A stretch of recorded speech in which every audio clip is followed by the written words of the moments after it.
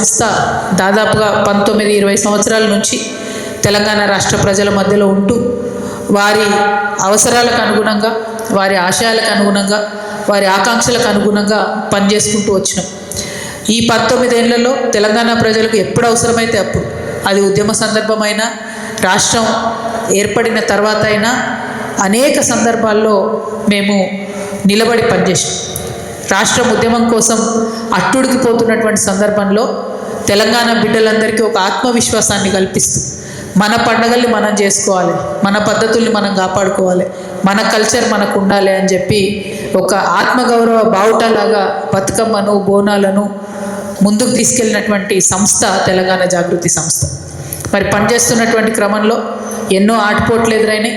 అయినా సరే పట్టు విడవకుండా తెలంగాణ బిడ్డల కోసమే పనిచేసుకుంటూ వచ్చినాం.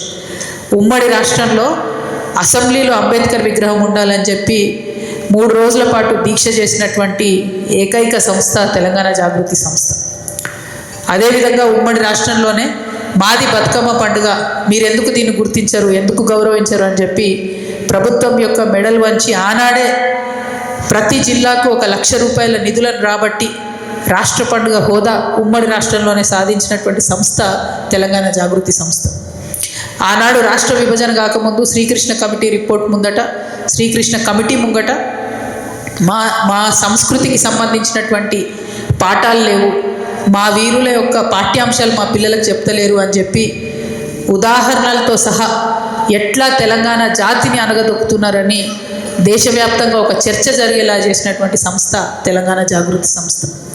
అది మిలియన్ మార్చ్ కావచ్చు, సాగరహారం కావచ్చు, మానవహారం కావచ్చు, ఏ కార్యక్రమం చూసినా తెలంగాణ జాగృతి లేకుండా ఈ రాష్ట్రంలో తెలంగాణ ఉద్యమంలో జరిగినటువంటి దాఖలా మీకు కనబడదు.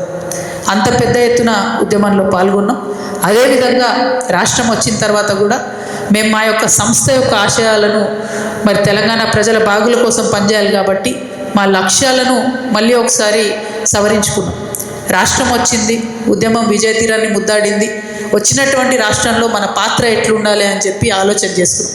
ఇప్పుడు ఎట్లయితే మొత్తం అన్ని జిల్లాల ప్రజలతో మాట్లాడుతూ ఉన్నామో, అప్పుడు కూడా అన్ని జిల్లాల్లో నాయకులను పిలుచుకొని రాష్ట్రం వచ్చిన తర్వాత మరి మనం ఏం చేయాలి అంటే, అప్పుడు వచ్చిన ఆలోచన ఏంటంటే, ఇది 2014 మాట చెప్తున్నా నేను. ఖచ్చితంగా మన రాష్ట్రంలో మానవ వనరుల అభివృద్ధి అనేటటువంటిది ఒక బాధ్యతగా తీసుకోవాలి. మన పిల్లలు ఎవరైతే చదువుకున్నారో వారికి స్కిల్ డెవలప్మెంట్ చేయాలి, తద్వారా ఉద్యోగాలు తెప్పించాలని చెప్పి మొత్తం 17 ఎంపీ సెగ్మెంట్లలో తెలంగాణ జాగృతి స్కిల్ సెంటర్స్ పెట్టి 2014 నుంచి దాదాపుగా 2022 వరకు కూడా పనిచేసి వేలాది మంది తెలంగాణ బిడ్డలకు ఉద్యోగాలను ఇచ్చినటువంటి సంస్థ తెలంగాణ జాగృతి సంస్థ. అంటే ఒక పరిస్థితి ఎదురైనప్పుడు, చరిత్ర క్రమంలో ఒక పరిణామం జరిగినప్పుడు దానికి తగ్గట్టుగా మా సంస్థ యొక్క లక్ష్యాలను మార్చుకుంటూ, ఆ లక్ష్యాలు అప్పటి పరిస్థితులకు అనుగుణంగా ఉండాలి, ప్రజలకు ఉపయోగపడాలి అని పనిచేసినటువంటి సంస్థ తెలంగాణ జాగృతి సంస్థ. మరి ఇవాళ తెలంగాణ రాష్ట్రం వచ్చి ఇన్ని సంవత్సరాల తర్వాత మేము ఆలోచిస్తూ పనిచేస్తూ ఉన్నటువంటి క్రమంలో మహిళల కోసం ఖచ్చితంగా చట్టసభల్లో బిల్లు రావాలి. మరి అది రావాలంటే ఏం చేయాలి?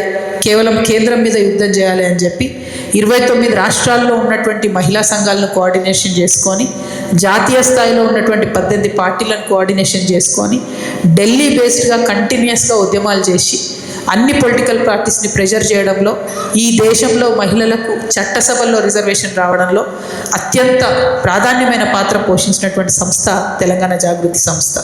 మరి ఆ రోజే మేము కమిట్మెంట్ ఇచ్చినాం.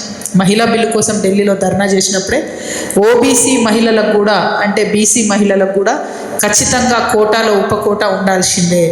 అంటే మహిళలకు కోటా రావాలంటే బీసీ బిడ్డలకు కూడా చట్టసభల్లో రిజర్వేషన్ రావాలి అని ఆనాడే ఆలోచన చేసినటువంటి సంస్థ తెలంగాణ జాగృతి సంస్థ. అంటే మేము ఏ పని చేసినా ఉట్టిగానే మీద ఆగమాగం టెంపరీ బెనిఫిట్ కోసం పనిచేసే వాళ్ళం కాదు. ఈ సమాజంలో మా బాధ్యత ఉన్నంత వరకు, మా శక్తి ఉన్నంత వరకు సమాజంలో కొంత మౌలికమైనటువంటి మార్పును తీసుకురావడానికి పనిచేసినటువంటి సంస్థ తెలంగాణ జాగృతి సంస్థ. అల్టిమేట్గా భౌగోళిక తెలంగాణ సాధించుకున్నాం, కానీ సామాజిక తెలంగాణ, ఒక ఆడబిడ్డకి ఇవాళ స్వతంత్రంగా పనిచేసేటటువంటి తెలంగాణ, ఒక యువమిత్రుడు ఉంటే వాడికి పనిచేసుకునేటటువంటి తెలంగాణ, రాజకీయంగా ఒక గౌరవం పొందాలనుకునేటటువంటి ఒక కమ్యూనిటీ ఉంటే ఆ గౌరవం పొందే ఆస్కారం వచ్చేటటువంటి తెలంగాణ. ఎన్నడూ అసెంబ్లీ గడప దొక్కని, ఎన్నడూ గ్రామ పంచాయతీ గడప దొక్కని అనేక కులాలు ఉంటే వారికి గౌరవం లభించాలనేటటువంటి పోరాటం. అది ఆర్థికంగా కావచ్చు, సామాజికంగా కావచ్చు, రాజకీయంగా కావచ్చు, అన్ని విధాలుగా కూడా మొత్తం యావత్ తెలంగాణ సమాజాన్ని కలుపుకొని ముందుకెళ్ళేటటువంటి ప్రయత్నంలో సామాజిక తెలంగాణ సాధననే లక్ష్యంగా తెలంగాణ జాగృతి పనిచేస్తున్నది.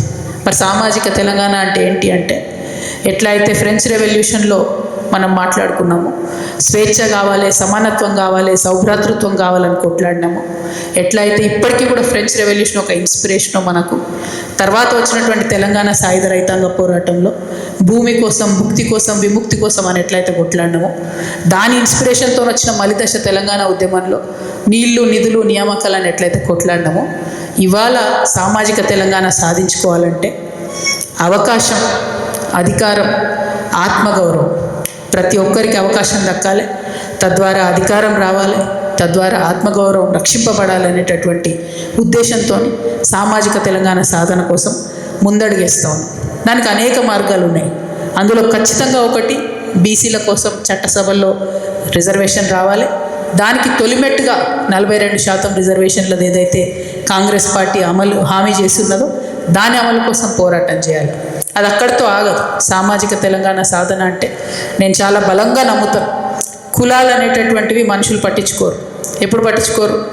డబ్బు ఉంటే కులాల గురించి పట్టించుకోరు. నాకు తెలిసి నేను బలంగా నమ్మేది, ఈ ప్రపంచంలో 2 కులాలు ఉన్నాయి.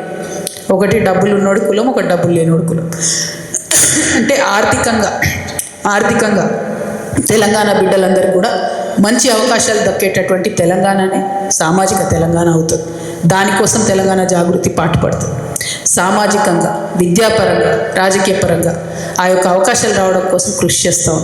మరి ఇది చేసేటటువంటి సందర్భంలో మళ్ళీ ఒకసారి తెలంగాణ మొత్తం చుట్టి రావాలి. తెలంగాణ ప్రజలు గత 12 సంవత్సరాలుగా ఆయా జిల్లాల్లో అపరిష్కృతంగా ఉన్నటువంటి అనేక సమస్యలు వారిని పట్టి పీడిస్తున్నాయి. వాటిని మనం వాటి దగ్గరికి వెళ్ళి క్షేత్రస్థాయిలో పరిశీలన చేయాలి. తద్వారా ఆ ప్రజల యొక్క భావోద్వేగం కావచ్చు, ప్రాక్టికాలిటీ కావచ్చు, ఎందుకు ఈ సమస్య ఇంత జటిలమైందనే కావచ్చు, ఆ అంశాలు అర్థమైతే వాటిని ప్రభుత్వాల దృష్టికి తీసుకెళ్ళాలి. తద్వారా పరిష్కారం వెతకాలనే ఉద్దేశంతో ఈ జనంబాట చేపట్టినాం. మరి ఇది 10వ జిల్లా, రంగారెడ్డి జిల్లా. రంగారెడ్డి జిల్లా అంటే హైదరాబాద్ను సర్కిల్ చేస్తూ హైదరాబాద్కు ఒక కంఠహారంలాగా ఉన్నటువంటి జిల్లా. కాకపోతే నేను మాత్రం వెలుగు కింద చీకటిలాగా ఉన్నట్టే అనిపిస్తుంది నాకు. రంగారెడ్డి జిల్లా అంటే పేరుకే పెద్ద, పేరుకు మాత్రం చాలా అద్భుతంగా మాది పర్ క్యాపిటల్ ఇన్కమ్ ఉందంటారు. కానీ అంత అద్భుతంగా క్షేత్రస్థాయిలో ప్రజలకు మాత్రం ఆ ఫలాలు అందలేదన్నది చేదు వాస్తవం. అది ఏ గ్రామానికి పోయి చూసినా, ఏ బస్తీకి పోయి చూసినా, ఏ గల్లీకి పోయి చూసినా అసలీ రంగారెడ్డి మనిషి ఎవరైతే ఉన్నారో వాడికి లాభం జరగలేదు, ఆ కుటుంబాలకు లాభం జరగలేదు అనేటటువంటిది మాత్రం చేదు వాస్తవం. ఫ్యాబ్ సిటీ వచ్చినా రంగారెడ్డికే వస్తుంది, ఇంకో సిటీ వచ్చినా రంగారెడ్డికే వస్తుంది, ఎలక్ట్రానిక్ సిటీ వచ్చినా రంగారెడ్డికే వస్తుంది. ఇప్పుడు కొత్తగా ఫ్యూచర్ సిటీ, 4th సిటీ, అది కూడా రంగారెడ్డికే వస్తుంది. కానీ ఒరిజినల్ రంగారెడ్డి వాడికి ఎవరికి లాభం జరిగింది అని అంటే అసలు ఒరిజినల్ రంగారెడ్డి అంటే ఎవరని అడిగే పరిస్థితికి వచ్చింది. సో హైదరాబాద్ చుట్టుముట్టు ఉండడం, హైదరాబాద్ నగరం ప్రపంచ స్థాయి గుర్తింపు రావడం, బయట వాళ్ళంతా వచ్చి ఇక్కడ ఉండడం, రావడం తప్పు కాదు, ఎక్స్పాండ్ అవ్వడం తప్పు కాదు. కానీ ఉన్నోడికైతే ₹1 లాభం జరగాలి. ఖచ్చితంగా అది లేనటువంటి లోటు కనపడుతున్నది. దానికోసం ప్రయత్నం చేస్తాం. ఎందుకు ఇంత కాన్ఫిడెన్స్తో ఆ మాట చెప్తున్నా అంటే, దాదాపుగా 2007వ సంవత్సరంలో అనుకుంటా నేను తెలంగాణ జాగృతి పెట్టిన కొత్తలో నల్గొండలో హుజూర్ నగర్ దగ్గరికి పోయి మేము చేసిన కొట్లాట అదే. కొలువు కోసం కొట్లాట అనేటటువంటి పేరు పెట్టుకొని స్థానికులకు ఎందుకు ఉద్యోగాలు ఇవ్వరు మీరు, అక్కడ 60-70 సిమెంట్ ఫ్యాక్టరీలు ఉంటే మీరు ఎందుకు ఇవ్వరు స్థానికులకు ఉద్యోగాలు అని కొట్లాడు. అదే ఇక్కడ మహేశ్వరంలో నిన్న మొన్న కూడా సిటీలు ఇచ్చిండ్రు, 100 సిటీలు ఇచ్చిండ్రు. అన్ని వేరే వేరే రాష్ట్రాల నుంచి వచ్చిన కంపెనీలు లేబర్ని కూడా మన వాళ్ళని తీసుకుంటలేదు కనీసం. మరి దానికోసం అడగాలన్నా వద్దు. అడిగేటోడు ఒకడు ఉంటే ప్రభుత్వాల విధానాల్లో కూడా మార్పు వస్తుంది. అయితేనేమో ఎక్స్ట్రీమ్ మాట్లాడతారు, 80% రిజర్వేషన్ ఇవ్వాలి లోకల్స్కి అంటారు. అంటే ఒక కంపెనీ వాడు కూడా రాడు. కనీసం వచ్చిన కంపెనీ వాడిని నువ్వు ఎంత శాతం తీసుకుంటావు, ఎట్లా అయితే వాడికి ఫ్రీ సబ్సిడీ ఇస్తున్నాము, ఫ్రీ ల్యాండ్ ఇస్తున్నాము, తక్కువ ధరకు అనేక రాయితీలు ఇస్తున్నాము, ఇచ్చినప్పుడు మరి లోకల్ ఎంప్లాయ్మెంట్ ఎంత ఇస్తావు, అనేటటువంటి మాట ప్రభుత్వాలు మాట్లాడలేకపోతున్నాం. దానికోసం ఖచ్చితంగా ఫైట్ చేయాల్సినటువంటి అవసరాన్ని నేను బలంగా నమ్ముతా ఉన్నాను. దానికోసం ఫ్యూచర్లో ఖచ్చితంగా పనిచేస్తామని కూడా ఈ సందర్భంగా నేను తెలియజేస్తూ ఉన్నాను. మరి రంగారెడ్డి జాగృతి జనంబాట కార్యక్రమంలో మొదలు మేము ఫస్ట్ స్టార్టింగ్ షేర్లింగంపల్లికి పోయినాం. షేర్లింగంపల్లి అంటే మీకు తెలుసు, వెలుగు జిలుగులతో ఉంటుంది, మొత్తం అద్భుతంగా ఉంటుంది. 9,000 కోట్లతోని బీఆర్ఎస్ ప్రభుత్వ హయాంలో, 650 కోట్లతోని కాంగ్రెస్ హయాంలో నియోజకవర్గాన్ని అభివృద్ధి చేసినా అని అక్కడ స్థానిక ఎమ్మెల్యే గాంధీ గారు చెప్పుకుంటూ ఉంటారు. కానీ అన్ని వేల కోట్లు పోతే కూడా మరి గుంతలు లేని రోడ్ ఒక్కటంటే ఒకటి షేర్లింగంపల్లి నాకైతే కనిపించలే. అదేవిధంగా మన ఏ చెరువులు అంటే షేర్లింగంపల్లిలో దాదాపు 64 చెరువులు ఉంటే 2014 కన్నా ముందు అసలే కబ్జా లేనటువంటి చెరువుల్ని చూసుకొని ఇప్పుడు గూగుల్ మ్యాప్లో కొట్టి చూస్తే ఇది నేను కాదు, స్వయంగా మల్లు బట్టి విక్రమార్క గారు కూడా పవర్ పాయింట్ ప్రజెంటేషన్ ఇచ్చారు. అందులో కూడా చెప్పారు ప్రతి చెరువు కనీసం ఇంకొక 10-12% ఎక్స్ట్రా కబ్జాకు గురైంది. అందులో గోపన్పల్లి చెరువు 2014 సమయానికి కబ్జా లేదు, ఇప్పుడు దాదాపుగా 11% కబ్జాకు వచ్చింది. గచ్చిబౌలి పెద్ద చెరువు అది కూడా అంతే, 41 ఎకరాలలో ఉంటుంది. భయంకరంగా 12% పైపడి కబ్జాకు గురైంది. కానామెట్లో మరో చెరువు, గోపన్పల్లిలో చిన్న చెరువు, చందానగర్లోని లింగకుంట, మియాపూర్లో గురునాథం చెరువు, మదీనాగూడలో ఈర్ల చెరువు. ఈ పేర్లు ఎందుకు చెప్తున్నట్టు అక్కడ లోకల్ వాళ్ళు ఇచ్చినాయి చెప్తున్నాను నేను. ప్రతి చోట కూడా కబ్జా ఉంది. మరి కబ్జా ఉంది ఒక పక్క, ఇంకొక పక్కనేమో డెవలప్మెంట్ ఇష్యూస్.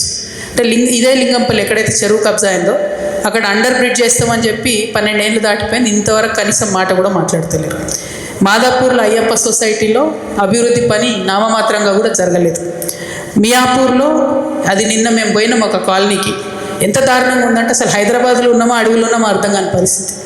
దానికి ఒక శ్మశాన వాటిక ఉంది. అంటే ఎంత గమ్మత్తుందంటే ఒక శ్మశాన వాటిక. అంతకుముందు వైకుంఠధామం ప్రోగ్రాం పెట్టారు బీఆర్ఎస్ గవర్నమెంట్. 2 సార్లు నిధులు వచ్చినాయి దానికి, ఆల్రెడీ 10 లక్షలు 2 సార్లు శిలాఫలకాలు ఉన్నాయి. కానీ పిఏ నగర్లో 2 సార్లు బిల్లులు వచ్చినాయి, కానీ కనీసం కాంపౌండ్ వాళ్ళు కూడా కాలేదు. ఇప్పటికి కూడా పాములు ఇళ్ళకి వస్తున్నాయి. హైదరాబాద్లో పాములు వస్తున్నాయంటే అసలు వెరైటీ అనిపించింది నాకు. పైగా రోడ్లు చూస్తే చాలా భయంకరమైన పరిస్థితి.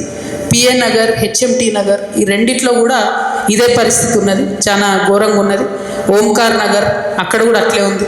హఫీజ్పేట్ అక్కడ కూడా అదే ఉంది. కొండాపూర్, చందానగర్ ఎక్కడ చూసినా కూడా గుంతలు లేని రోడ్డు లేదు. అంటే ఎందుకంటున్నా అంటే 10,000 కోట్లు పెట్టినా కూడా గుంతలు లేని రోడ్డు లేకుండా ఒకటే నియోజకవర్గంలో, పెద్ద నియోజకవర్గం నేను కాదంటలేదు, కానీ జరగలేదు. కాబట్టి దాని మీద ఏం చేయాలన్నది ఒకటి ఆలోచన చేయాలి. ఇక 2 మరి మొత్తం ఎక్కడ చెరువుల విషయంలో చూసినా కూడా ఇప్పుడు ఆ గాంధీ గారి పేరే వినపడతా ఉంది, ఎమ్మెల్యే గారు కాబట్టి. ఆయన అనుచరులు కబ్జా చేసిరంటూ మరి ఆయన వెంటనే కాంగ్రెస్ గవర్నమెంట్ రాగానే బీఆర్ఎస్ నుండి కాంగ్రెస్లోకి వెళ్ళిపోయాడు. మరి కాంగ్రెస్కి పోయినాక నేను ముఖ్యమంత్రి గారిని స్ట్రేట్గా అడుగుతా ఉన్నాను, ఇన్ని చెరువులు గూగుల్ మ్యాప్లో మీరు కొట్టి చూసినా తెలుస్తుంది. మరి హైడ్రా అధికారులు నిద్రపోతున్నారా? ఇదే సేమ్ గాంధీ గారు కుత్బుల్లాపూర్లో హైడ్రా వాళ్ళు పోయి కాంపౌండ్ వాళ్ళు తీసేస్తే తెల్లారికల్లా కోర్టు ఆర్డర్ తెచ్చుకొని మళ్ళీ ఆయన వేసుకున్నాడు 14 ఎకరాలు. కానీ అక్కడ ఒడ్డరోళ్ళు పాపం అందరు చిన్న పేద గుడిసెలు వేసుకొని ఉన్నారు. వాళ్ళ దగ్గర పోయి వచ్చినాం, 60 కుటుంబాలు నిలగొట్టిండ్రు, వాళ్ళని మళ్ళీ రాణిస్తలేరు ల్యాండ్ మీదకి, గాజుల రామారావు. సో హైడ్రా ముసుగులో పేదవాళ్ళని నిలగొట్టడం, పెద్దవాళ్ళని కాపాడడమే మీ వైఖరి. ఇది ముఖ్యమంత్రి గారు క్లారిటీ ఇవ్వాలి. ఆల్రెడీ పార్టీ మారిండు ఆయన, బీఆర్ఎస్ టు కాంగ్రెస్. ఒక పక్క అనర్హత వేటేస్తలేరు. ఎన్నుకున్న జాగ్రత్త వాళ్ళు సైలెంట్ ఉండండి. మీరు మీలో ఎక్కువ ఉంది, మాట్లాడకండి. మరి ఇన్ని ఎగ్జాంపుల్స్ చెప్పినా నేను మీకు, చెరువుల పేర్లతో సహా చెప్పిన. కనీసం ముఖ్యమంత్రి గారు ఎందుకు చూస్తలేరు? హైడ్రా అధికారులు నిద్రపోతున్నారా? రంగనాథ్ గారు వాట్సాప్లో కూడా అవైలబుల్ ఉంటారేమో. మరి ఖచ్చితంగా జాగృతి నుండి లోకల్ షేర్లింగంపల్లి నియోజకవర్గంలో ఇవన్నీ తీసుకుపోయిస్తాం. హైడ్రా ఎంతగానో పనిచేస్తుందో ఖచ్చితంగా అప్పుడు చూద్దాం. అదేవిధంగా షేర్లింగంపల్లి తర్వాత మేము రాజేందర్ నగర్ పోయినాం. రాజేందర్ నగర్లో కూడా సేమ్ కేసు. బీఆర్ఎస్లో ఉండే ఎమ్మెల్యే గారు ఆయన కాంగ్రెస్లోకి వచ్చింది. ఇక కాంగ్రెస్లోకి రాగానే వాషింగ్ పౌడర్ నిర్మా కాబట్టి ఆయన మీద ఏం జరగవు. మళ్ళీ ఆయన చేసిన కబ్జాలు కావచ్చు, ఇంకోటి కావచ్చు, దాని మీద ఏం మాట్లాడరు. అవి ఒక పక్కన ఉంటే పాపం ఫారెస్ట్ ల్యాండ్ 2 పెద్ద బస్తీలు ఉన్నాయి. ఒకటి భూపాల్ నగర్, ఒకటి జలాల్ బాబా నగర్. ఈ రెండిట్లో కూడా ఏంటంటే మ్యాక్సిమం పని అయిపోయింది. చేయాల్సింది ఏంటంటే గవర్నమెంట్ ఫారెస్ట్కి ఒక 20 ఎకరాలు ల్యాండ్ ఇవ్వాలి.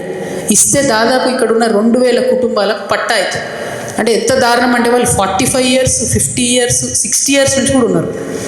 అది కాదు దారుణం ఏంటంటే అక్కడికి ప్రతి ఒక్క మంత్రి పోయింది, ఉప ముఖ్యమంత్రులు పోయింది, అక్కడ పోయి వాగ్దానం చేసి వచ్చారు 2 రోజులలో మీకు పట్టా ఇస్తామని చెప్పి. అట్లా చెప్పబట్టి 20 ఏళ్ళు అయిపోయాయి. సో దీని మీద ప్రభుత్వం ప్రత్యేక దృష్టి సారించాలని జాగృతి తరఫున మేము డిమాండ్ చేస్తూ ఉన్నాం. కిషన్ బాగ్ అంటే దాని పక్కకే ఆనుకొని ఉండే కిషన్ బాగ్లో 2000 మందికి పట్టాలు ఇచ్చింది సేమ్ అదే పద్ధతిలో. సో భూపాల్ నగర్ జలాల్బామా నగర్కి సంబంధించి కూడా ఖచ్చితంగా పరిష్కారం చూపించాలని మేము ముఖ్యమంత్రి గారిని డిమాండ్ చేస్తున్నాం. దానికి సంబంధించినటువంటి లేఖలు కూడా స్థానికంగా మా రాజేంద్ర నగర్ నాయకులు ఇస్తారు, ఇచ్చి దాన్ని ఫాలో అప్ చేసుకుంటారు. అట్లనే చేవెళ్ళ షాబాద్ మండలానికి పోయినాం మేము. హెడ్ క్వార్టర్లో చాలా మంచి ఓరవడి, అక్కడున్న బీసీ బిడ్డలు, వారితో ముస్లిమ్స్, వారితో ఎస్సీస్ ఎస్టీస్ అందరూ కూడా కలిసి చాలా మంచి మీటింగ్ పెట్టారు. 42% బీసీ రిజర్వేషన్ కోసం వాళ్ళు కులాలకు మతాలకు అతీతంగా 40 రోజుల నుంచి నిరాహార దీక్ష చేస్తున్నారు షాబాద్లో. అదే ఒరవడి అన్ని మండలాల్లో వస్తే ఖచ్చితంగా ప్రభుత్వం మీద ఒత్తిడి పెరుగుతుంది, దాంతో మంచి రిజల్ట్ వస్తుందని చెప్పి కూడా మేము భావిస్తూ ఉన్నాం. అట్లానే షాద్ నగర్ పోయినాం. ఆ తర్వాత హాస్పిటల్ చూస్తే చాలా ఏండ్ల కింద, అంటే ఎప్పుడో బిల్ క్లింటన్ గారు మన ఇండియాకి వచ్చినప్పుడు మన పేదరికాన్ని చూపించి మన డబ్బులు అప్పు తెచ్చుకున్నాం కదా, ఆ బిల్ క్లింటన్ గారు వచ్చి ఓపెన్ చేసిన హాస్పిటల్లో ఇంకా కూడా నడుస్తుంది. అక్కడ మొత్తం పెచ్చులు ఊడిపోయే పరిస్థితి ఉన్నది. పక్కనే 100 పడకల హాస్పిటల్ పెట్టిండ్రు కానీ దాన్ని ఇంకా వాడుకోలేని పరిస్థితి ఉన్నది. సో దాన్ని హైలైట్ చేసినాం. హోప్ఫుల్లీ అక్కడున్న స్టాఫింగ్ ఇష్యూస్, ఆ హాస్పిటల్ మార్పిడి అన్నది కూడా జరిగేంత వరకు మేము జాగృతి నుండి కూడా ఒత్తిడి క్రియేట్ చేస్తాం. ఆ తర్వాత RRR భూ నిర్వాసితులకు సంబంధించి 9 రేకుల అనేటటువంటి గ్రామం ఉన్నది, దాని దగ్గరికి వెళ్ళడం జరిగింది. మరి ఎంత ఘోరం అంటే, నేను మొన్న RRR గురించి మెదక్లో మాట్లాడితే ఇంకా కూడా అందరు నా మీద విరుచుకుపడతా ఉన్నారు, ఆన్లైన్లో ఆఫ్లైన్లో. మరి ఇక్కడ కూడా సేమ్ అదే పరిస్థితి ఉన్నది. ఇప్పుడు నిన్న మేము పోయినటువంటి 9 రేకుల గ్రామంలో ఇది 4th అలైన్మెంట్, 4వసారి మారిన అలైన్మెంట్తోని ఈ 9 రేకుల గ్రామంలో ల్యాండ్ పోతుంది. ఎంత పోతున్నది? 200 ఎకరాల ల్యాండ్ పోతుంది. 200 ఎకరాల ల్యాండ్ పోతే దాదాపు 200 మంది ఫార్మర్స్ ఉన్నారు పాపం. అంటే చిన్న వాళ్ళు, అర్ధెకరం, పావెకరం, ఎకరంన్నర, 2 ఎకరాలు కూడా లేని ఫార్మర్స్ 200 మంది భూమి పోతుంది. ఇక వాళ్ళ బాధ, వాళ్ళ దుఃఖం అయితే వర్ణనాతీతంగా ఉంది. ఈ RRR గురించి దయచేసి ఒకసారి ఆలోచన చేసుకోవాలి.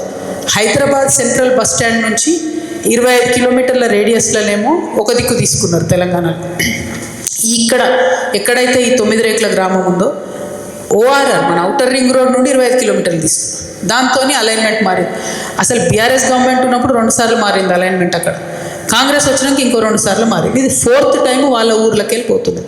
సో అసలు ఎందుకు జరుగుతుంది ఇట్లా, ఏమైంది అని మేము గ్రామస్తుల్ని ఎంక్వైరీ చేస్తే ఇది మళ్ళీ గ్రామస్తులు చెప్పిందే. ఇప్పుడు ఇక నన్ను అంతా కాంగ్రెస్ వాళ్ళు తిడతారు కానీ చెప్పక తప్పదు. మొన్నటిదాకా బీఆర్ఎస్ వాళ్ళు తిట్టారు, ఇప్పుడు కాంగ్రెస్ వాళ్ళు తిడతారు. బట్ దీనికి సొల్యూషన్ కూడా వెతుకుతున్నాను నేను.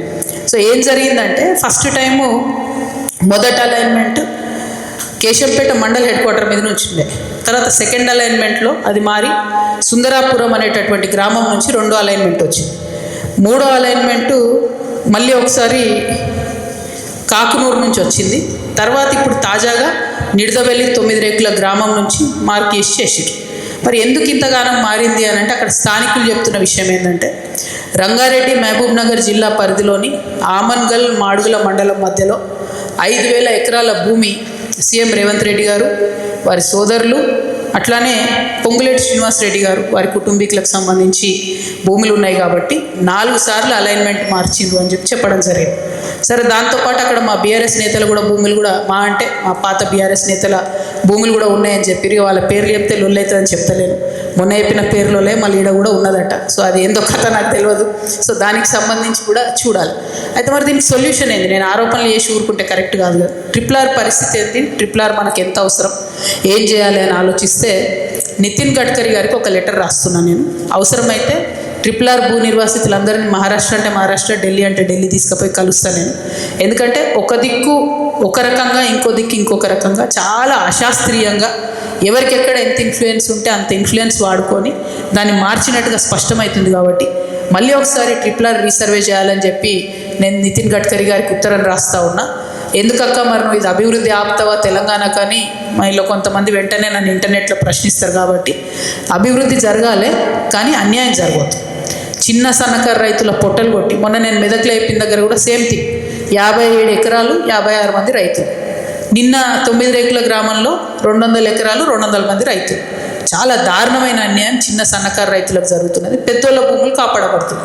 కాబట్టి ఇంకొక 6 నెలలు ఆలస్యమైన మంచిదే, ఒక్కసారి రీసర్వే చేసి వీలైనంత కాడికి ప్రభుత్వ భూములలో పోయి తక్కువ ప్రైవేట్ భూములలో ఉంచిపోతే ప్రజలకు సౌకర్యంగా ఉంటుందని నేను మనస్ఫూర్తిగా నమ్ముతూ ఉన్నా. కాబట్టి ఇది చేయడం జరుగుతుంది.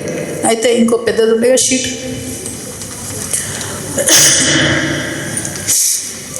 కింద చూపుతా. ఇది మీకు పెద్దగా కనబడదు కానీ ఒరిజినల్ ప్రపోజ్డ్ రింగ్ రోడ్ ఏమో మొత్తం స్ట్రైట్గా ఉంటుంది. కంప్లీట్గా ఈ పైన పార్ట్ అంతా కూడా కంప్లీట్గా స్ట్రైట్గా ఉంటుంది. నేను నిన్న ఏదైతే కంప్లైంట్ చేసినో మెదక్లో వంకర టింకర్ తిరిగిందని, అదేమో ఇట్లా వంకర టింకర్ తిరిగింది. ఇక్కడనేమో మొత్తం స్ట్రైట్గా ఉంటుంది.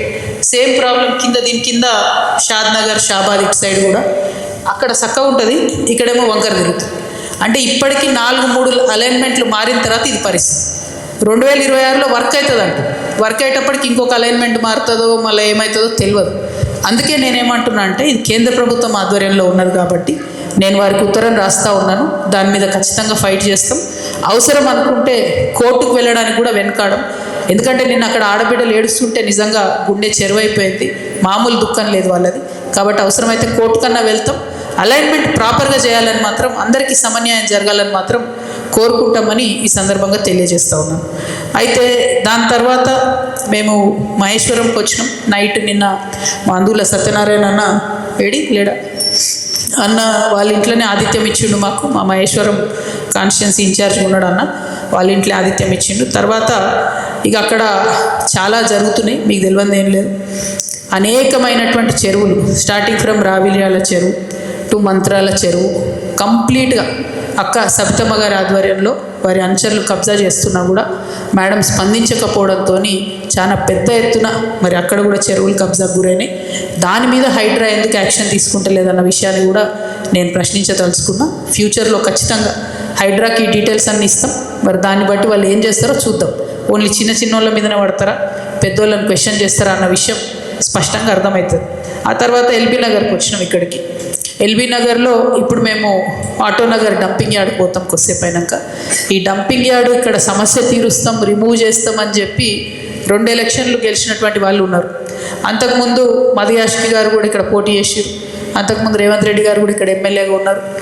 ఇప్పుడు ఎంపీగా ఉన్నారు, ఎంపీగా ఈటల రాజేంద్ర అని ఇప్పుడు ఎంపీగా ఉన్నారు. వాళ్ళందరూ కూడా ఆటో నగర్ డంపింగ్ యార్డ్ మీద ఇదివరకు మాట్లాడిన వాళ్ళు. కానీ వాళ్ళు ఎందుకు అస్సలే ముందుకు కదులుతలేదు. కెమికల్ వ్యర్థాలన్నీ తీసుకొచ్చి ఆటో నగర్లో పడేయడంతో ఇబ్బంది అవుతున్నది.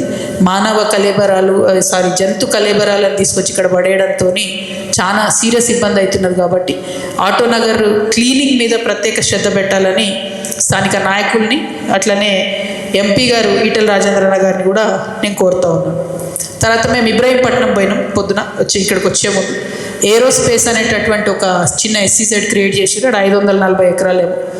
ఆడికి పోతే ఏంటంటే భూములు తీసుకొని చాలా ఏళ్ళైంది, కానీ ఇప్పటివరకు కనీసం అక్కడ ఒక్కటంటే ఒక కంపెనీ రాలేదు. మరి ఎందుకు రాలేదు, ఏం సంగతి అంటే ఆన్సర్ చెప్పేటోళ్ళు ఎవరు లేరు. వాళ్ళు అప్పుడు రైతుల దగ్గర భూములు తీసుకున్నప్పుడు ధర చాలా తక్కువ ఉండే, ఇప్పుడు 3 కోట్ల ఎకరం అయింది. కళ్ళ ముంగట 3 కోట్ల ఎకరం ఉన్న భూమి కంచెలేసేసిండ్రు, కానీ సాగు చేసుకునే పరిస్థితి లేదు, దాని మీద ఇంకో రూపాయి అదనంగా వచ్చే పరిస్థితి లేదు. కాబట్టి ఏరోస్పేస్ భూ నిర్వాసితులందరూ కూడా బాధపడతా ఉంటే చూడ్డానికి అడిగి పోయినాం. పోతే సరే మాజీ ఎమ్మెల్యేలు, తాజా ఎమ్మెల్యేలు అందరూ కూడా అక్కడ ప్రజలందరినీ రావద్దని చెప్పి ఆంక్షలు పెట్టిరట. ఎన్ని ఆంక్షలు పెట్టినా మా ఆడబిడ్డలు అయితే అందరూ వచ్చిరు, మంచిగా బతుకమ్మలు బోనాలు తీసుకొని వచ్చిరు. మా అన్నదమ్ములు జర భయపడ్డోళ్ళు ఎన్నుకున్నారు, కానీ ఆడవాళ్ళు అయితే అందరూ వచ్చిరు. సో అల్టిమేట్గా అక్కడి ప్రజలకు మాత్రం ఏరోస్పేస్ వల్ల నష్టం జరుగుతూ ఉంది. దానికి సంబంధించి మేము ఫైట్ చేస్తాం. ఇబ్రాహీంపట్నం చెరువు మీకు తెలుసు, దానికి ఇబ్బందులు ఉన్నాయి. అట్లానే ఇబ్రాహీంపట్నం అంటే అందరం గొప్ప చెప్పుకుంటాం, భూదాన్ భూములు ఉంటాయి, చాలా పవిత్రంగా, చాలా అద్భుతంగా భూదాన్ భూములు దానం చేసినటువంటి గొప్ప వాళ్ళు ఉంటారని. కానీ ఆ భూదాన్ భూములు మన తెలంగాణ రాకముందు చెప్పుకుంటాం ఆంధ్రోళ్ళ కబ్జాలు ఉన్నాయి. మరి ఇప్పుడు ఎవరు కబ్జాలు ఉన్నాయి, ఏమవుతుంది అన్నది అందరం కూడా ఆలోచన చేసుకోవాలి. సో పదే నేను చెప్పేది అందుకే, కొందరి తెలంగాణ కాదు అందరి తెలంగాణ కావాలంటే భూదాన్ భూముల చెర విడిపించేటటువంటి ప్రయత్నం ఖచ్చితంగా జరగాలి. అదేవిధంగా మరి ఇట్లా రంగారెడ్డిలో చాలా సమస్యలు, చాలా అంశాలన్నింటినీ చూస్తూ ముందుకెళ్తున్న సందర్భంలో మేజర్ ఇష్యూ మాత్రం ఒకటి మాకు వచ్చింది, ఫార్మా సిటీకి సంబంధించి. అది ఇబ్రాహీంపట్నంలో ఇప్పుడు గెలిచిన ఎమ్మెల్యే గారైనా చీఫ్ మినిస్టర్ గారైనా రండి అన్న సతన అడ్జస్ట్ చేసుకోండి అక్కడ. ఇప్పుడు గెలిచినటువంటి ముఖ్యమంత్రి గారైనా పదే పదే ఏం చెప్పారు, ఫార్మాసిటీ భూములు వాపస్ ఇస్తామని చెప్పారు. వాపస్ ఇవ్వకుండా ఇప్పుడు అక్కడ మళ్ళీ 4th సిటీ కడతాం, 5th సిటీ కడతాం, అందులో సినిమా వాళ్ళకి ఇండస్ట్రీలు ఇస్తామని చెప్తారు. ఇక్కడ టెక్నికల్ విషయం ఏంటంటే ఫార్మాసిటీ అనేటటువంటిది కండిషనల్ అక్వైర్మెంట్. అంటే ఇక్కడ ఫార్మా కంపెనీలు పెడతాం కాబట్టే భూమి తీసుకుంటున్నాం, ఒకవేళ ఫార్మా కంపెనీలు కట్టకపోతే మీ భూములు మీకు వాపస్ ఇస్తామన్న కండిషన్ మీద తీసుకున్నారు. ఆ కండిషన్ బ్రీచ్ అయిపోయింది, అక్కడైతే ఫార్మా కడతలేరు. ఇప్పుడు ముఖ్యమంత్రి గారు ఏమంటారు, అందులో కొంత భాగంలో మేము ఫార్ములేషన్ యూనిట్స్ పెడతాం, అంటే అది ఫార్మాలోనే ఎండింగ్ యూనిట్, పొల్యూషన్ తక్కువ ఉంటుంది, కానీ మిగతా అన్ని మేము 4th సిటీగా డెవలప్ చేస్తాం, ఫ్యూచర్ సిటీగా డెవలప్ చేస్తామని చెప్తారు. ఇప్పటిదాకా నేను చెప్పిన అదే షేర్లింగంపల్లి కానీ, ఇబ్రహీంపట్నం కానీ, మహేశ్వరం కానీ ఎక్కడికి పోయి చూసినా కూడా ఉన్న సిటీకే డెవలప్మెంట్కి దిక్కులేదు. ఎక్కడ చూసినా గుంతల రోడ్లు, చిటికెడు వాన పడితే అన్ని కాలనీలు మునుగుతాయి. మరి ఇప్పుడు పోయి కొత్త డబ్బులని మళ్ళీ 4th సిటీలో అక్కడ ఏం లేని దగ్గర అన్యాయంగా వాళ్ళ భూములు లాక్కొని అక్కడ చేసే బదులు ఉన్న సిటీ మీద ఫోకస్ చేయండి. దయచేసి ఎల్బీ నగర్లో క్లీన్గా ఉండేటట్టు చూసుకోండి. దయచేసి షేర్లింగంపల్లిలో బస్సుల్లో కొన్ని ఫెసిలిటీస్ ఇచ్చేటట్టు చూసుకోండి. రైతుల భూములు రైతులకు వాపస్ ఇవ్వండి అనేటటువంటిది మేము తెలంగాణ జాగృతి నుంచి డిమాండ్ చేస్తూ ఉన్నాం. మీరు కట్టేటటువంటి 4th సిటీలో మీరు ఫార్మా కట్టకపోతే, ఫార్మా కంపెనీలు పెట్టకపోతే రైతుల భూములు రైతులకు వాపస్ ఇవ్వాలనేటటువంటిది మేము డిమాండ్ చేస్తూ ఉన్నాం. దాని మీద ఫ్యూచర్లో కూడా పోరాటం చేస్తాం. ఖచ్చితంగా అవసరం అనుకుంటే లీగల్గా కూడా వెళ్తామని ఈ సందర్భంగా తెలియజేస్తూ, మేము ఇందాక జరిగిన మేధావుల సమ్మేళనంలో తెలంగాణ నాయి బ్రాహ్మణ సంఘం వాళ్ళు కూడా మాకు వినతి పత్రం ఇచ్చారు. ఈ సమస్య ఇన్ఫ్యాక్ట్ ఎక్కడికి పోయినా చెప్తున్నారు. నాయి బ్రాహ్మణులకు, రజకులకు కేసీఆర్ గారు 200 యూనిట్ల లోపు కరెంటు ఫ్రీగా ఇచ్చి మరి వారికి సెలవులు నడుపుకోవడానికి కానీ, దోబిఘాట్లు నడుపుకోవడానికి కానీ అప్పుడు అవకాశం ఇచ్చిండ్రు. ఈ ప్రభుత్వం వచ్చిన 2 ఏళ్లలో దాదాపు 100 కోట్ల పైచీలకు బిల్లు ఉంది ఇప్పుడు అని చెప్తున్నారు. వాళ్ళు కట్టుకోలేరు. అనవసరంగా వాళ్ళని ప్రభుత్వం ఇబ్బంది పెట్టొద్దు. ఒక పక్క రిజర్వేషన్ ఇవ్వకుండా మోసం చేస్తూ డైరెక్ట్గా పార్టీ నుంచి రిజర్వేషన్ ఇస్తాం, స్థానిక సంస్థలు ఎన్నికలు పోతామని ఒక పక్క చెప్తున్నారు. రెండో పక్క వాళ్ళకి ఆల్రెడీ వచ్చే బెనిఫిట్స్ రాకుండా చేస్తున్నారు. అంటే అల్టిమేట్గా కాంగ్రెస్ ప్రభుత్వం అనేది ఒక బీసీ వ్యతిరేక ప్రభుత్వం అని చెప్పకనే రేవంత్ రెడ్డి గారు పదే పదే చెప్తున్నారు. ఈ వైఖరి కరెక్ట్ కాదు, మానుకోండి. తెలంగాణ బీసీలను ఆదుకోండి, తెలంగాణ నాయి బ్రాహ్మణులను ఆదుకోండి, రజకులను ఆదుకోండి అని చెప్పి ఈ ప్రభుత్వాన్ని నేను డిమాండ్ చేస్తూ ఉన్నాను. ఇంకా అనేక చిన్న చిన్న పెద్ద పెద్ద సమస్యలు చెప్పుకుంటూ వచ్చారు ప్రజలు. మేము జాగృతి నుండి ఇట్లా జనంబాట కార్యక్రమంలో భాగంగా ఎక్కడికక్కడ మా కమిటీలను వేసుకుంటాం, ఎక్కడికక్కడ మా క్యాడర్ నిర్మాణం చేసుకుంటాం. ఆ సమస్యల మీద డెడికేటెడ్గా పోరాటం చేస్తాం, ఒక సొల్యూషన్ తీసుకొచ్చే ప్రయత్నం చేస్తాం. మేము ఈ 9-10 జిల్లాలు తిరిగిన చోట్ల మేము రేజ్ చేసినటువంటి అనేక అంశాలకు ఇప్పటివరకే ప్రభుత్వం నుంచి ప్రతిస్పందన వచ్చింది, కొంత ఆఫీసర్స్లో కదలిక వచ్చింది, ప్రజల్లో ఒక ధైర్యం వచ్చింది. కాబట్టి చాలా పాజిటివ్ వెల్కమ్ చేస్తున్నటువంటి ప్రజలందరికీ మరొకసారి ధన్యవాదాలు తెలియజేస్తూ, కష్టపడి మరి అన్నీ ఆర్గనైజ్ చేస్తున్న మా జాగృతి నాయకులకు, కార్యకర్తలకు అందరికీ కూడా ధన్యవాదాలు తెలియజేస్తూ, వీరందరికీ మా అందరికన్నా ఎక్కువ మీడియా పరంగా అద్భుతమైన సపోర్ట్ ఇస్తూ, ఏ జిల్లాకు పోయినా ఆ జిల్లాలో మేము లేవనెత్తినటువంటి సమస్య, అది ధాన్యం కొనుగోలు దగ్గర నుంచి మొదలు పెడితే, పెండింగ్ ప్రాజెక్టుల దగ్గర నుంచి మొదలు పెడితే అన్నిటి గురించి కూడా సపోర్ట్ చేస్తున్నటువంటి మీడియా మిత్రులకు ధన్యవాదాలు. ప్రత్యేకించి రంగారెడ్డి జిల్లాలో కేసీఆర్ గారు బీఆర్ఎస్ పార్టీ నుంచి బలంగా చెప్పిన విషయం ఏంటంటే, లక్ష్మీదేవపల్లి ప్రాజెక్ట్ అనేటటువంటిది పూర్తయితే ఖచ్చితంగా మొత్తం రంగారెడ్డికి నీళ్ళు వస్తాయని అనుకున్నాం. ఇప్పటి వరకు కనీసం అక్కడ శిలాఫలకం కూడా వేయలేదు, ఒక తట్టెడు మట్టి కూడా తీయలేదు. 10 ఏళ్ళ బీఆర్ఎస్లో, 2 ఏళ్ళ కాంగ్రెస్లో లక్ష్మీదేవపల్లి ప్రాజెక్ట్ అన్నది జరగలేదు. ఆ లక్ష్మీదేవపల్లి కోసం జరిగినటువంటి ఉద్యమాలలో అక్కడికి ఓన్ నాయకుడు లేడు. కోదండరామ్ సార్ పోయినరు, షర్మిలమ్మ పోయింది, రేవంత్ రెడ్డి గారు పోయినరు, అందరు పోయినరు, కానీ ఎక్కడ కూడా లక్ష్మీదేవపల్లి ప్రాజెక్ట్ గురించి ఆలోచిస్తలేరు. ఇన్ఫ్యాక్ట్ అది రద్దు చేసి రేవంత్ రెడ్డి గారు కొడంగల్ నారాయణపేట ఎత్తిపోతల పథకం చేస్తూ ఉన్నారు. అది కరెక్ట్ కాదు. లక్ష్మీదేవపల్లి ప్రాజెక్ట్ కూడా ఇమ్మీడియట్గా టేకప్ చేయాలి. దానివల్ల మెజారిటీ బెనిఫిట్ అయ్యేది రంగారెడ్డి జిల్లా నియోజకవర్గాలు. ఒక పక్క ఉమ్మడి డెఫినెట్లీ, బట్ ఇప్పుడు మనం విజిట్ చేసిన రంగారెడ్డిలో కూడా ప్రతి చోట, ఇబ్రహీంపట్నంలో దాదాపు 69,000 ఎకరాలకు నీళ్ళు వస్తాయి ఆ ప్రాజెక్ట్ ఫినిష్ అయితే, మహేశ్వరంలో ఒక 40,000, చేవెళ్ళ, ప్రతి చోట కూడా బెనిఫిట్ అవుతుంది. కాబట్టి లక్ష్మీదేవపల్లి ప్రాజెక్ట్ని ఇమీడియట్గా కాంగ్రెస్ ప్రభుత్వం టేకప్ చేయాలని డిమాండ్ చేస్తూ మీ అందరి దగ్గర సెలవు తీసుకుంటున్నాను. Thank you. జై తెలంగాణ, జై జాగృతి. రంగారెడ్డి జిల్లాలో ఇంకెన్ని రోజులు ఉంటుంది మేడం? బోర్ కొడుతుందా మీకు? హైడ్రాకి సంబంధించి ఇంకొక సూచన ఏ జిల్లాకు పోయినా వస్తుంది, అది ఇక్కడ చాలా రిలవెంట్, ఎస్పెషలీ రంగారెడ్డి హైదరాబాద్లో. HYDRAA should itself become a certifying agency. అంటే సపోజ్ నేను ఒక రియల్ ఎస్టేట్ ఏజెంట్, లేకపోతే నేను ఒక చిన్న ఇల్లు కొనుక్కోవాలనుకుంటున్నా, నేనే హైడ్రాకు ఒక అప్లికేషన్ పెట్టుకుంటా, మరి ఈ ఇల్లు కొనుక్కోవాలనుకుంటున్నాం, ఇది హైడ్రాలు ఉందా లేదా అంటే 1000, 2000, 500 చలానా తీసుకొని వాళ్ళు సర్టిఫికేషన్ ఇస్తే మాకు లొల్లి లేకుండా కొనుక్కోగలుగుతామని అన్ని చోట్ల అన్ని జిల్లాల్లో కూడా చెప్తున్నారు. ఎస్పెషలీ చిన్న చిన్న రియల్ ఎస్టేట్ ఏజెంట్స్ పాపం వాళ్ళు అమ్మిన తర్వాత హైడ్రా అని తెలిసి కమిషన్ రాక ఇచ్చిన డబ్బులు ఇరుక్కపోయి చాలా ఇబ్బందులు పడే పరిస్థితి ఉంది. పెద్ద పెద్ద రియల్టర్స్ అంటే వాళ్ళది వేరు, కానీ చిన్న చిన్న వాళ్ళకి నష్టం లేకుండా HYDRAA itself should become a certifying agency అని కూడా నేను ప్రభుత్వాన్ని డిమాండ్ చేస్తున్నా. దానికోసం కూడా మేము క్యాంపెయిన్ చేస్తాం. అన్న చెప్పండి. విజయవాడ జాతీయ రహదారి పనులు స్టార్ట్ అయ్యి 3 years అవుతుంది. మీరు ఉన్నారు కాబట్టి మీ ఆపోజిట్లోనే. దీనివల్ల ఏంటిది అంటే హైదరాబాద్లో ఫ్లైఓవర్స్ ఇవ్వాలనేది ప్రపోజల్ ఉంది. అంటే దానివల్ల పబ్లిక్ యాక్టివిటీ అవుతుందని అది దాదాపు 1 year అవుతుంది, ఆ పనులు చేయలేదు. రహదారి మీరు ఒకసారి చూస్తే వరద నీటి కాలువలు అసంపూర్తిగానే ఉంటాయి. ప్లస్ హిల్స్ అటు నుంచి ఇటు రావడానికి లేదు. ఫ్లైఓవర్స్ కానీ ఫుట్ఓవర్ బ్రిడ్జెస్ కానీ ఏమీ లేదు. ఒకటి ప్రధానమైనటువంటి సమస్య అంటే 3 సంవత్సరాల నుంచి సఫర్ అవుతూ ఉంటుంది. అంటే రంగారెడ్డి జిల్లా చాలా పెద్దగా ఉందన్న, కాబట్టి చాలా స్పెసిఫిక్ ఇష్యూస్ తీసుకున్నాం. మీరు అన్న ఇష్యూ చాలా చోట్ల రోడ్ పనుల విషయంలో ఉన్నది. ఎస్పెషలీ ఎల్బీ నగర్లో అయితే అంతకుముందు 10 ఫ్లైఓవర్లు వేసినట్టు చాలా సొల్యూషన్ వచ్చినట్టుగా తెలిసింది. ఈ పర్టికులర్ బ్రిడ్జ్ మాత్రం నేను విజిట్ చేస్తాను, వీలైతే ఎదురుగా ఉంటే డెఫినెట్గా విజిట్ చేస్తాను. విజిట్ చేసి 100% అన్న, 100% డెఫినెట్. చెప్పండి, అది లంచ్ చేయగానే అది పోదాం.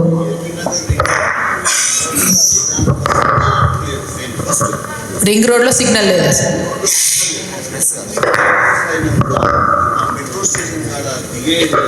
అన్న కూర్చోండి అన్న, ప్రెస్ మిత్రులకు అవకాశం ఇద్దాం, ఏమనుకోవద్దు ప్లీజ్. ప్లీజ్ చెప్పండి.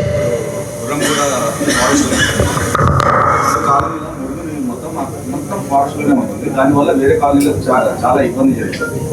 ఆ మురుగు నీళ్ళు అడవిలో ఉండడం వల్ల వన్యప్రాణులు కూడా చనిపోతున్నాయి, చెట్లు కూడా ఇది అవుతున్నాయి. దాని గురించి మీరు ఒకసారి.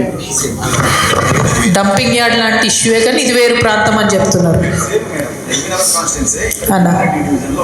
అన్న తప్పకుండా తప్పకుండా తప్పకుండా definitely will take it up. Bathukamma చీరలు పేరు మార్చి ఇందిరమ్మ చీరలు పెట్టడం అన్నది మేము డెఫినెట్గా వ్యతిరేకిస్తున్నాం. బతుకమ్మ అనేది మన సంస్కృతి. ఇందిరమ్మ అంటే కాంగ్రెస్ పార్టీని వాళ్ళ అధిష్టానాన్ని మస్కా పట్టాలని సీఎం సార్ అనుకుంటే మరి ఆల్రెడీ 100 కోట్ల డబ్బులు పంపుతున్నారు ఢిల్లీకి అని తెలుస్తున్నది. అవి కాకుండా ఇంకా ఇందిరమ్మ, ఇంకా రాజీవ్, ఇవన్నీ పేర్లు కరెక్ట్ కాదు. డెఫినెట్గా ఇందిరమ్మ చీరలు అనేటటువంటి పేరు బాలేదు. ఆడబిడ్డలు కూడా సెంటిమెంట్గా ఫీల్ అవుతున్నారు, అది కరెక్ట్ కాదని అడుగుతున్నారు. బతుకమ్మ అనేది మన తెలంగాణ, అదే పేరు కొనసాగించాలి. 1. 2, ఈ చీరలు కూడా ఎవరికి ఇస్తుంది కాంగ్రెస్ గవర్నమెంట్?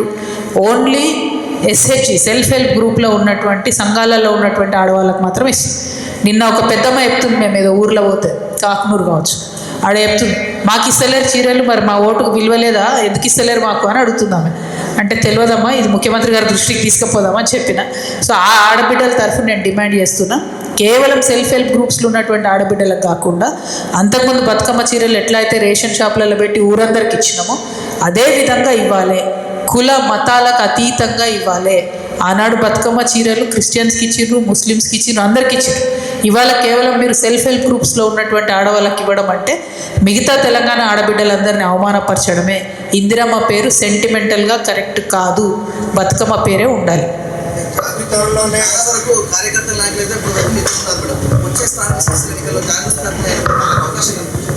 వేరే వాళ్ళ క్వశ్చన్ తీసుకుందాం. ఎవరన్నా ఇంకేదో అడుగుతున్నా?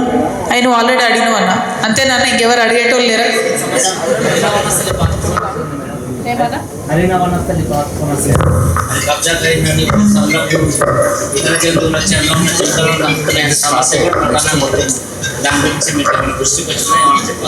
ఇప్పటికైతే రాలే అన్న, బట్ ఇప్పుడే మొదలు పెట్టినాం కదా, మొదలు పెట్టినాం. డెఫినెట్గా ప్రతి నియోజకవర్గంలో కూడా చాలా సీరియస్గా ప్రజా సమస్యల మీద దృష్టి పెడతామన్న. జనం బాట అనేది ఒక ఇనిషియేషన్, ఒక స్టార్టింగ్ పాయింట్, బట్ ఇది నిరంతరం కొనసాగే ప్రక్రియ. మాకు ఓట్లతోని సంబంధం లేదు, సీట్లతో సంబంధం లేదు. ప్రజా సమస్యల మీద మాత్రం బలంగా పోరాడతాం. కంటిన్యూస్గా మా వాళ్ళు ఉంటారు ఫీల్డ్లో కాబట్టి ఇష్యూస్ అన్ని కూడా టేకప్ చేస్తామన్నా. సంవత్సరాల ఎన్నికల్లో జాగృతి టీమ్ లీడర్స్ ఎవరైనా నిలబడుతున్నారు అంటే త్వరలోనే ఎన్నికలు రాబోతున్నాయి కదా. Okay, definite. కామినేని ఫ్లైఓవర్ దిగినాక గవర్నమెంట్ స్కూల్ ఆ స్కూల్ దగ్గర ఫోటోలు ఓకే, ఎందుకంటే పిల్లలు దాటడానికి ఈతల నుంచి అవతలు దాటడానికి చాలా ఇబ్బంది అవుతుంది. ఒకసారి వెళ్ళి చూస్తాం అన్నది, చూసి డెఫినెట్లీ. Thank you. ప్రెస్ వాళ్ళ కన్నా బయట వాళ్ళు ఎక్కువ అడుగుతున్నారు. అమ్మా, మేధావుల సమావేశంలో బలంగా ప్రతి చోట చర్చకు వచ్చినటువంటి అంశాలు మెయిన్గా విద్య, వైద్యం ఈ రెండు ఉచితంగా ఇవ్వండి. మీరు ఏం చేస్తారో చేయండి, ఎన్ని దేశాలలో ఉన్న స్కీమ్స్ స్టడీ చేస్తారో చేయండి, మిగతా అన్ని ఉచితాలు తీసేసి విద్యా వైద్యం ఇవ్వండి అని ప్రతి చోట చెప్తున్నారు. అంటే ఎంత చదువుకుంటామంటే అంత చదివిపియండి పిల్లల్ని, ఎంత పెద్ద జబ్బు వచ్చినా గవర్నమెంట్ తరఫున నయం చేయండి, ఈ రెండింటి మీద ఆలోచన చేయండి అని చెప్పి ఇప్పటి వరకు మేము తిరిగిన అన్ని జిల్లాల్లో కూడా మాకు సజెషన్ వచ్చింది. ఇంకొక దగ్గర ఆదిలాబాద్లో కావచ్చు, ఫ్రీ జస్టిస్ అంటే న్యాయం కూడా, న్యాయ వ్యవస్థ కూడా ఫ్రీగా పనిచేయాలి ప్రజల కోసము. వాళ్ళు ఏం చేస్తారో ఎందుకు చేస్తారో మాకు అర్థమవుతలేదు, ఖర్చు ఎక్కువ అవుతుంది, సంవత్సరాల తరబడి కోట్లలో కేసులు ఉంటున్నాయని కూడా చాలామంది చెప్పడం జరిగింది. అయితే మంచి మంచి సలహాలు ఇస్తున్నారు అన్న, చాలా ఇష్యూస్ చెప్తున్నారు. మెయిన్ మాత్రం విద్యా, వైద్యం అనేది ప్రధానంగా ప్రతి ఒక్కరు చెప్తున్నటువంటి అంశం. థ్యాంక్ యూ అమ్మా. లేడీ ఏమనలేం, చెప్పమ్మా. ఒక్కటే ఉన్నవారు అందరూ. తిరిగారు కదా, మరి ఆడవాళ్ళ సమస్యలు ముఖ్యంగా ఏముంది, న్యాయం వ్యవస్థ వాళ్ళకి ఏ విధంగా మీరు పడగలుగుతారు? డెఫినెట్లీ ఈ రెండు కలిపి చెప్తారు.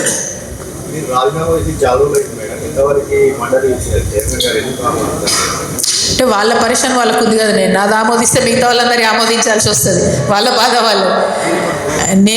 నేనేమనుకునే ఏం లేదు, మళ్ళీ చెప్తున్నా ఓపెన్గా చెప్తున్నా, నేను చాలా ఫుల్ హోష్ అవర్ అవర్స్లో రాజీనామా చేసిన. ఐఎమ్ రిక్వెస్టింగ్ ఆనరబుల్ చైర్మన్ గారు to please accept my resignation. ఇన్నిసార్లు ఒక ప్రజాప్రతినిధి చెప్పడం అన్యాయం, ఇది 10వ కావచ్చు నేను చెప్పడం. సో దాన్ని కూడా రాజకీయాలకు వాడుకుంటుంది కాంగ్రెస్ పార్టీ. సో వాళ్ళు ఏమన్నా వాడుకొని నాకు సంబంధం లేదు. నేను మాత్రం ఎక్కడ పోయినా ఎక్స్ఎంపీ అనే చెప్పుకుంటున్నా, అంతకుమించి వేరే ఆలోచన లేదు. ఆడబిడ్డలకు సంబంధించి ఆడబిడ్డల భద్రత, ఆడబిడ్డల విద్య మీద చాలా అంశాలు మాట్లాడుతూ ఉన్నారు, ఎక్కడ పోయినా చెప్తున్నారు చాలామంది.